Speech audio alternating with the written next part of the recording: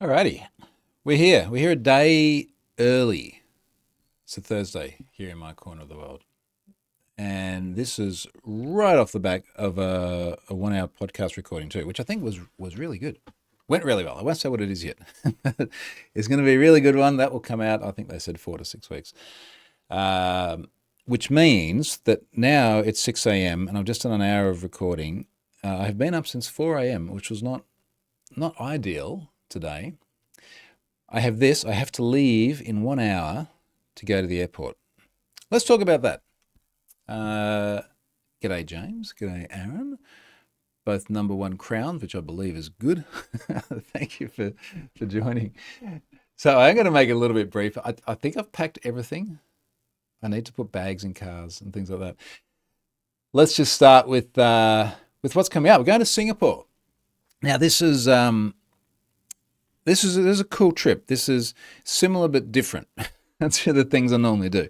Now, if you're from another part of the world or you've not been to Singapore before, Singapore's a really easy trip for us here in Australia because it's only 8 hours and 20 minutes from Brisbane, just up the road here, to Singapore. Now, many people, let's say you're in Europe, and you're like, wow, 8 hours and 20 minutes. That's I could go just about anywhere for that. No, you can't. You can't go to Australia. You can get to Dubai, and then it's another 14 hours from here, or down to here. Every time we travel to Europe, you're pretty much on 30 hours of travel, like door to door. Singapore's nice because it's a short trip, and they're only 2 hours behind as well, so you don't really get jet lagged. So we're going to zip up to Singapore. Now we're going to do a combination of things there. We're definitely going to have some downtime. That'll be nice. It's warm. Mind you, it's like we're still winter here. It's 16 Celsius outside at 6 a.m., which is not too bad. It's turning. We're becoming spring. We're going to head out to Singapore. Definitely have some downtime there. Going to spend some time with some organisations that we work with up there. We'll see if there's something we can share. I'm going to do some talks as well. And the catalyst for doing all these talks is I lived in Singapore and finished my schooling in Singapore. Now more than 30 years ago, dating myself. Hang on, is it more than 30 years ago? Was it? Yes, that's right. What's my age? Yep, okay. Long enough ago that I got to think about it. And I went to an Australian school there. So there was an Australian school that opened in 1993. Why is it so hard to think about? I've actually, literally my mum was giving me stuff the other day that she found in her drawer of stuff that parents keep for their kids. The Australian International School in Singapore. This is a secondary school prize giving in 1994 in year 12 for me. And she gave this to me because she's like, oh, you'll like this. The year 12 award for computing studies. Even back then, 31 years ago. Anywho, that is now a very big school. It was a very small school when I started there. I was there on the first day. I think there were 27 kids there. It has now become a really big thing and they're a big business. I imagine the school's a big business. And I got invited to come and do some talks to students, to parents, to some industry groups.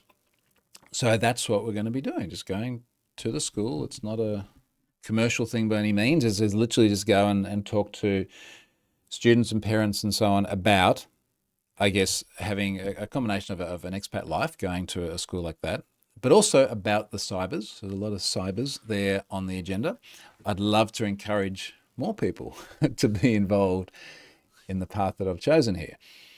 Now, along with that, we have some industry group talks. The one that's been published so far is the New Zealand Chamber of Commerce. If you're in Singapore and want to come along to the New Zealand Chamber of Commerce, I'll be there next week. When is it next week? Wednesday, I think. It's about the only thing that I've actually put on my public list of upcoming events. There's always other things in the background. Fireside chat with Troy Hunt, New Zealand Chamber of Commerce, 3rd of September in Singapore. And this is why I'm doing the video a day early, because if I do it now and then we'll get back Friday morning next week and then I can do this video, maybe not that day, I'll do it maybe a day late next week. And then I don't have to carry recording equipment or things like that or do it sitting in a hotel. There we go. Aaron, doesn't look a day over 35. Yeah, thanks, mate. That's really nice. That's the value of a good camera. It irons out all the creases. Right, so I'll post some photos from that. Singapore, if you've not been to Singapore, Singapore is a fun place to visit. Having said that, after living there for a few years as well, it it is a fascinating country. It's from memory, it's a little bit diamond shaped, 40 kilometers wide, 20 kilometers high. I think Singapore's got about 5 million people in it now. What is the population of Singapore? It's enormous population density. I think it is the second highest population density of a city slash country after Vatican City, which I've also been to. Not a lot of people not wearing very exotic garments in Vatican City. Population of Singapore. The other thing about it is always hot. It is pretty much bang on the equator. It's a tiny, tiny, tiny bit north of the equator. Total population, 6 million people now in Singapore. They're about, I think it was always about 2.5 when I was there in the 90s. Always 30 something degrees, normally 30 to 32 degrees, normally very, very humid. I quite like that weather. It's bearable. Somewhere like Dubai in summer is not bearable. It's just ridiculous. Awesome food. Everywhere you go is awesome food. A lot of culture. Singapore's made up very much of Chinese, Malay, Indian, and Filipinos are probably the dominant cultures that are there. Very often they align to different sort of trades or different lines of work, and a very big expat society as well.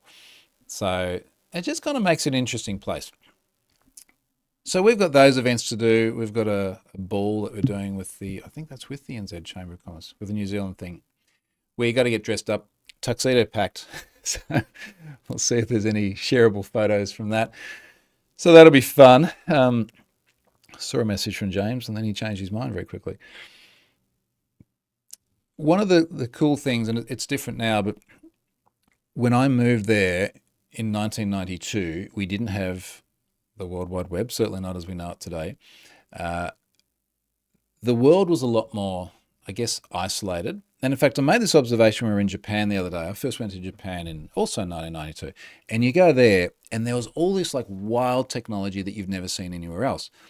And Singapore's a little bit the same. There is so much high-tech stuff there in Singapore that we didn't get either in Australia, or I was living in the Netherlands before then. They just weren't in those places, and it was such a high-tech hub. Now everything's been so democratized that everybody's online, everybody knows everything's available everywhere. You can buy anything from anywhere and get it shipped anywhere. So it's a bit of a different world, but it always felt so high-tech. And a large part of the reason why I'm sitting here talking to you now about cyber things is having had the opportunity to have access to that as a kid. Somehow James's messages got all messed up. What's your favorite places you've visited or lived, Troy? You're well-traveled. Right here, without hesitation at all, the Gold Coast, Australia is my favorite place. Let me put a photo in the chat. Gold Coast, Australia. It is the best balance of all things in life. It is. Yeah, let's take this photo. The climate's awesome, but we have seasons. We have the beach, we have the water. Obviously, I've got a connection with family and so on here. Aussies are very, as you can probably tell, very mostly relaxed. It's an affordable city. There's cities in Australia that just got ridiculously expensive. They're the sixth largest city in Australia. But I am somewhere in that picture at the moment. And as you can see, like the city stops and then it's just like mangroves and islands, and you can, it's 20 minutes on the jet ski and you're away from all civilization. It's a very lifestyle orientated city. Normally each morning I'm walking down along that beach right about now, and there are people out at 5 a.m. walking their dog. The cafes and things start opening at 5 something, and it's just a very healthy, positive environment. Now, that said, other places, since you asked the question, there are loads of other places that have been very fun for one reason or another. We have a strong affinity to Norway, given Charlotte's Norwegian heritage, and we're there a lot. We'll be back there again this year and again probably in January. The fjords and the mountains are epic. One of the coolest places I've been recently that keeps coming up is Oman. We were in Oman in December last year, and it is amazing, super, super amazing. Dubai is really good fun for the cars, as is Monaco. I wouldn't really want to live it. You know what? I don't actually want to live anywhere else. I just like it here. But I like traveling to these places. And I am actually looking at what are other places to go to. It feels like I've been to a lot of places. I've been to, I think it's 40 countries, but there are loads. What's that? It's like 20% of the world. Like there's a lot of other places I haven't been to yet. Newsy, I lived in Malaysia, been there, in the 90s and used to go to Singapore to pick up the latest gadgets. Got my first digital camera there, yeah, because you just like literally drive over the Malacca Strait and you're there. Whilst we're in Singapore, we will be going to Bintan in Indonesia for a couple of days. It's a 1 hour ferry ride. And particularly as an Aussie, that sounds really weird because it's normally a multi-hour plane ride to get to any other country. And the closest one's New Zealand, and that's basically like Australia anyway. James, I haven't been, but doesn't Singapore have the Garden City? Looks like a jungle took over the place. Singapore is a very, very carefully manicured city. And this is part of the criticism too, because it's polished to the point that it doesn't have the same character as like Hong Kong, for example. There's a huge amount of gardens there. I think they use the term the Garden City. There's orchids all over the place. From the moment you arrive in the airport, it's gardens everywhere. Everything's very well manicured and looked after. It's one of the safest places in the world. It's very, very clean. It's very cheap to get around. They've got a very good metro system. It's very livable in that regard. But I think particularly for me so I was 16, 17, 18 when I lived there, it's very, it can be a bit stifling because it's a small place. And it's so strict as well. So this is one of the things that people know about Singapore. They're very, very strict. You cannot screw up in Singapore. And there are lots of things that kids would do that they probably shouldn't do, but are not major in places like Australia or the UK or the US, where you do that in Singapore and it's really bad consequences. James says maybe it was Living City. Aaron, the UK didn't make the list, which says a lot about it. I have lived in the UK as well. I had a year in London. That was long enough. One winter. There are lots of parts of the UK I really enjoy, and I've been to every country there now, and I've been to Ireland, which is kind of cool. No, actually, I haven't been to Northern Ireland. Okay, I've been to the island, southern bit. Yeah, Scotland I really like. I think Edinburgh is really cool. London, I normally go there because there is a thing to do. It's not sort of my first pick. One of the coolest places I've been to recently was actually a place at Gatwick. There's this this sort of Great Gatsby style accommodation place there that was really cool. It was at Gatwick. And we were there, I think September before last, and it was 31 degrees in September in basically London, sitting around by a pool. It was wild. Anywho, let's move on because I do have to wrap this up. Now I've lost what I was talking about. Definitely a data breach. There was a data breach. The Square data breach. Now, I'll give you a sense of the frustration here with disclosure. And maybe I'll just start by reading the tweet for this. 107,000 customer records were allegedly obtained from The Square. Now, this is the SQA.RE, so they have a .RE TLD. Where's RE from? Where's the RE TLD? RE TLD. It's one of those things where this always bugs me a bit. TLDs have a semantic meaning. The semantic meaning of a .au is Australia. If you're buying a .tv domain, that means you should be in the island of Tavuli, not you have a service that plays TV. It's like all the .io. It's like, are you really an Indian Ocean company? Oh, no, but it means input, output. Where is RE? Oh, no, it's already. Why do I bother Googling anything anymore? ChatGPT. Where is the .re TLD from? Someone will figure this out before I can even find it. Reunion. The French Overseas Department and region located in the Indian Ocean east of Madagascar. Thank you. All right.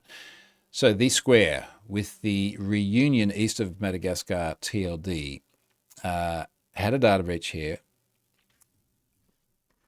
I'll give you a sense of the attempts of disclosure. Now, recently I was talking about the disclosure to Creams Cafe, the ice creamery in the UK. And I walk through it on this video and explained how many different attempts I had made to try and get in touch with this organization. And eventually the data ended up being pwned. Obviously, some people managed to find a way to get in touch with them. They reached out to me. They were nice about it, to their credit. But effectively, I had to go through and go, here are all the different things that I tried, all the different channels. And then they were like, oh, yeah. So, and they did find the message. They had the message, one of the messages, one of the many, many messages. The square. Disclosure. I track all this very carefully. 6th July, emailed the corporate address on the website, got a confirmation mail back. 11 July, followed up on Facebook, X and LinkedIn. 30 July, contacted, I won't name individuals, contacted someone in a very senior position on LinkedIn, also contacted someone who in a software development position on LinkedIn. 20 August, tweeted for a contact. 25 August, emailed the contact that had been suggested in one of the responses from a parent company. And then I guess 27 July, yesterday, here we are. So there's always this long chain of requests. There's another one at the moment that has a similar chain of requests, many more records. And again, it's like a service I haven't heard of before. It is based in a country in Europe that I have been to. No one is replying to anything. And there's like, this is not the way I want this to happen. And it's not only that, but if I go and have a look at my email, like this data was sent to me weeks ago, and I've been trying that whole time to get in touch with this organization. It's verified. I've gone through and made sure it's accurate. The one with the square, their data is on a popular hacking forum as well. I find it hard to believe that they don't know about the incident. So the other one that I'm dealing with at the moment, 3 weeks ago, this was sent to me, the 9th of August. So I've been trying for 3 weeks to get in touch with this company, and they just won't answer their things, which is super frustrating. Mike, I'm watching on a slight delay, so I only just got the last bit about London. Totally agree, I couldn't live there.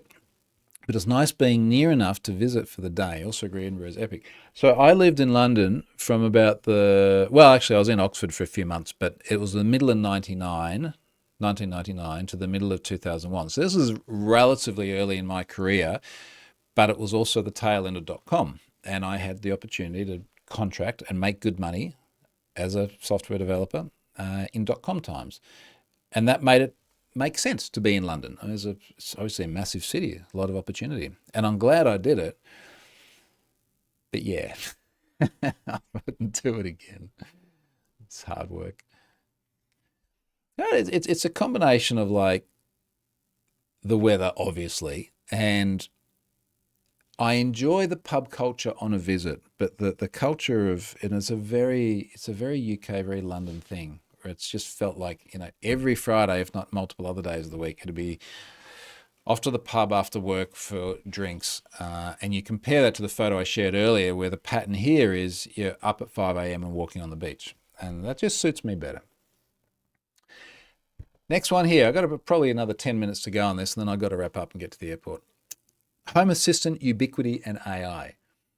Now, this serves little societal value, but was really good fun. I was reading about the latest Home Assistant release, probably only about a week ago. And Home Assistant, like everything, is going very AI. But unlike many other things, there's actually some good reasons why they're going AI. So there is, I'm going to get the nomenclature wrong here, but there's effectively an integration where you can put in your API key for the likes of OpenAI. So I'm using OpenAI as the AI provider here. put in your key. Now you've got an integration. Now you can start to create AI tasks. And it's really just like you're used to using AI if you go online to ChatGPT. You can put in a request and ask it to do things and whatever. You can upload images and ask it to do things with the images. Now, in this case, what I've done is I've had a read of this announcement post and seen that someone created a chicken counter, which is kind of cool. And it's a good question. I know when I say chicken counter, he's literally, dude's counting the chickens in his coop. So imagine this as an engineering challenge. You have been tasked with designing a system to count the number of chickens in a chicken coop. How do you do it? Now, I would have said, up until very recently, I would have said, well, you've got to have some sort of NFC tag on the leg of the chicken. And then as the chickens come in and out, then you increment and decrement the count. What this guy's done is he's got a camera in his chicken coop. And it's obviously got enough of a view of the entire coop that he can take the photo, he can upload that to an AI task and say, tell me how many chickens are in here. And then it comes back and it gives him structured data that he can then use to create graphs and charts and things of the chickens.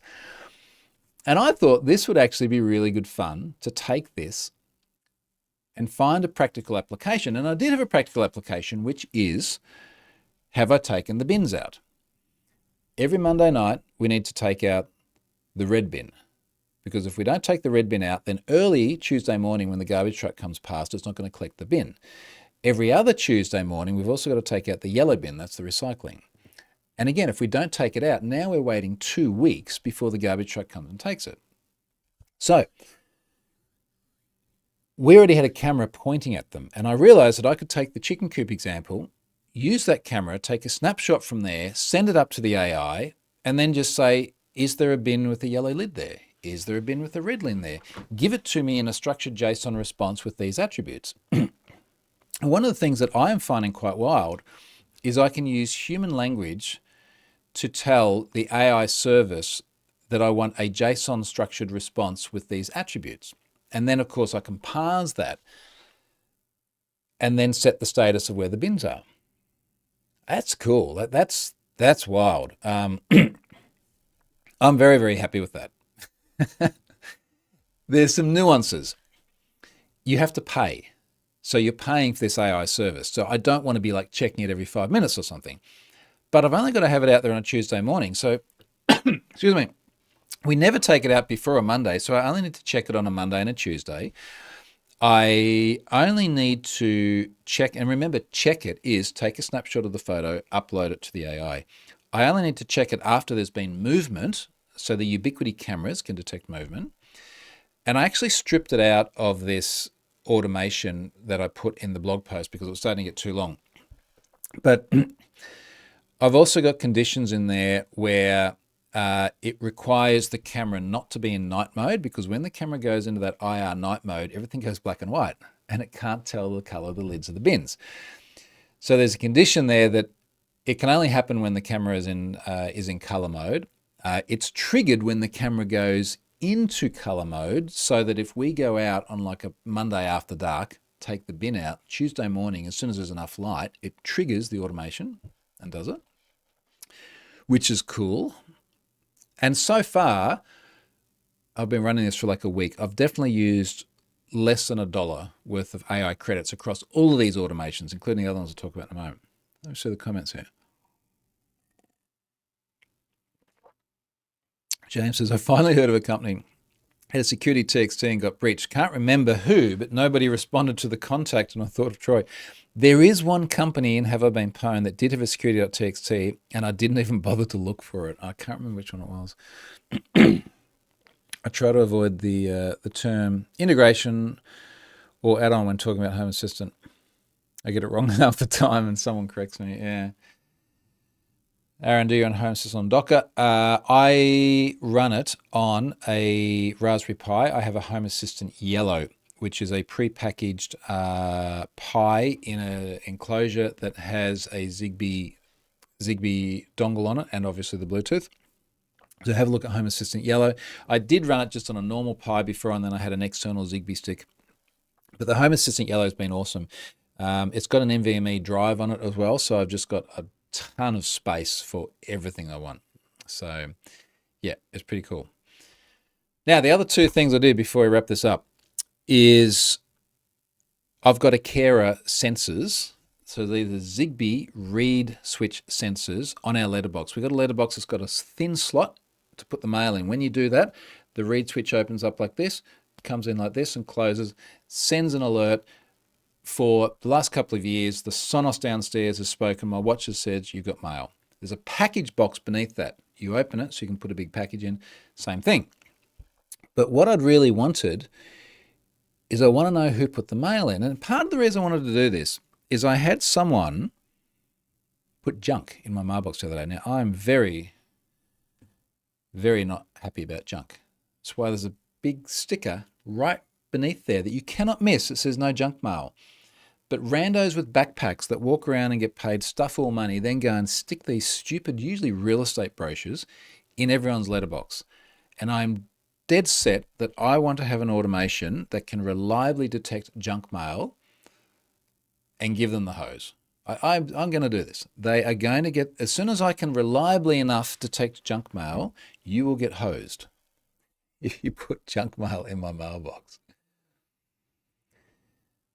So I started thinking about it and went, well, I've got one of these massive Ubiquiti AI LPR license plate reader cameras on the driveway pointing at the mailbox. So I can do the same sort of thing where I can see who is putting the mail in the box and I can get it to describe that person. I can get it to describe it using the same AI task. So at the moment, it's snapshotting the photo. It's uploading that to the AI. It's saying, describe the person that's there. The example in my blog post here is it is our legitimate postman with his Australia Post car. It says a man in a bright yellow shirt, black shorts, and red shoes stands near the mailbox. Now, as soon as you hear bright yellow, you're like, okay, someone's got a high-vis vest. They're going to be a tradie, professional of some kind, not a junk mailer. So that then goes to a push notification on the watch, also sends a snapshot of the photo. So I was out at the shops the other day when this happened. And I saw that, which is cool because, like, oh, cool, yeah, we just got that package. And part of the reason I do this is we get non-stop freaking packages because there's so much stuff online. I've gotten to the point where I just order so much random stuff on it. Oh, you've run out of toothpaste. And you go, oh, I could add it to the shopping list. I could just put it on Amazon and it's the same price. And then I don't have to try and remember the next time I go to the shops. So that's cool. That's super, super helpful. What else we got in here in the chat?